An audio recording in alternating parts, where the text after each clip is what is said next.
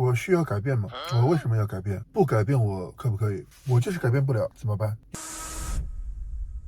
你先别急着改，先做你自己，这样会让你最舒适。先问你自己，你现在这样子，你是不是很舒适？没有觉得什么需要改变的地方？好，比如说你现在觉得自己很难、很煎熬，比如你觉得你很胖，那这件事给自己带来了太多痛苦，路人的侧目和鄙夷，感情上的不顺利。你减下来的话，可能会更有自信，会找到对象，工作会更顺利，那就去吧，全力以赴的改变自己吧，很好。那如果有一种情况，你本来好好的，可是别人告诉你你需要改变，你必须改，那不管这个人是谁，是你的父母、老板、女朋友、朋友、网友，事情就会变得有趣了。我听你的，我改了，但每次一改就觉得很不舒服，我不自在，像是在演一个别人写的角色。你是不是会这样？真的很抗拒别人来教你怎么做人，你这个要改，那个要改，你不改就是犟，就是拧，就是不听话。我从记事的时候开始，大概5、6岁，就从小被说到大，你要改呀，你不改就是脾气犟呀，你不听话呀，你以后会吃亏的呀。所以长大之后，我就是个反骨，我就是不爱听别人讲，我就是不爱让别人教我做事，我得改。为什么要改？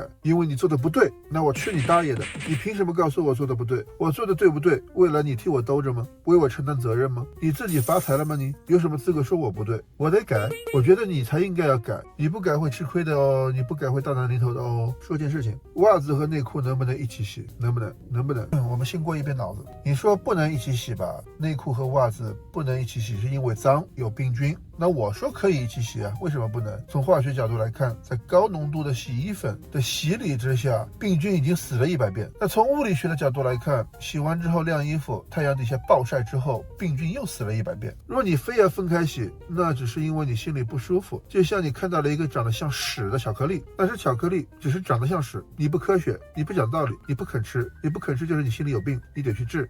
我减肥的时候，朋友发给我很多印度美食让我看，糊糊状的，像拉肚子一样，稀稀拉拉的。但是后来呢，我看习惯了，我觉得印度美食吧，也是秀色可餐的，可能我才是有病的那一个吧。把话题拉回来，那你说你为什么私密处瘙痒？肯定是不卫生，肯定是袜子内裤一起洗的关系了吧？那有没有可能是你的卫生巾用的是回收纸，而且还没有消毒干净的那种？所以你看，生活里的每一种看似标准的背后，其实都只是你内心的个性偏好，你还想要把这个强加于别人。你觉得这个不能一起洗，那我觉得无所谓，没有对错，每个人活着的方式不同而已。你让我改，却讲不出理由，也不是为我好，威逼利诱让我改变，只是为了满足你的欲望。那请你理解，我也有个性、习惯和喜好，因为我也是爹妈生的，和我的重要性不相上下。这是不是你想说的话？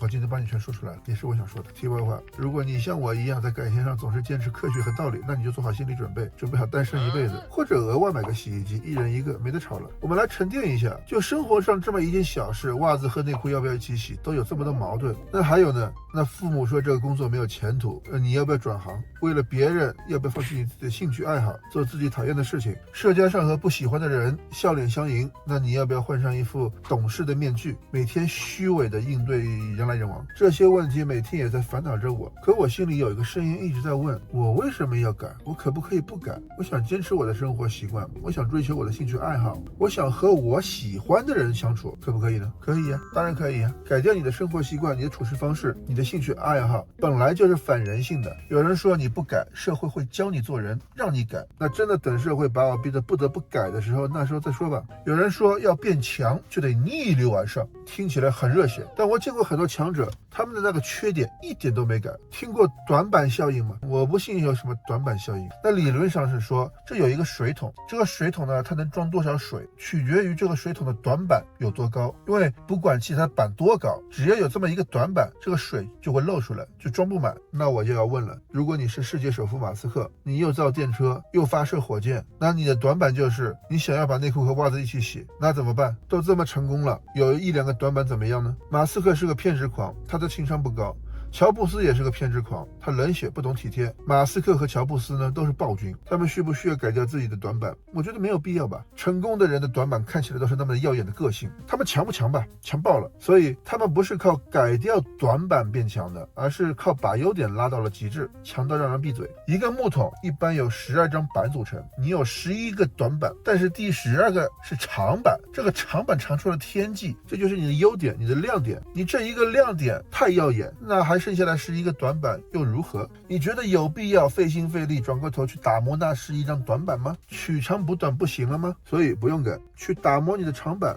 所以总结，如果你觉得你不需要改，那你就不要改。如果社会觉得你需要改，那总有一天社会会教你做人的，不用着急。你不改，这并不是你反骨，也不是你固执，你只是本能的在保护你自己。也许这个改动会让你失去自我呢。比如在人际关系中吧，真的没有几个人能做到人见人爱，这是天赋，咱们学不来。如果你和你的朋友或爱人走不到最后，那只能说明彼此不合适，仅此而已。然后感情关系上，别说什么爱情就要互相迁就，你就得改，要在一起就要磨合，就要改。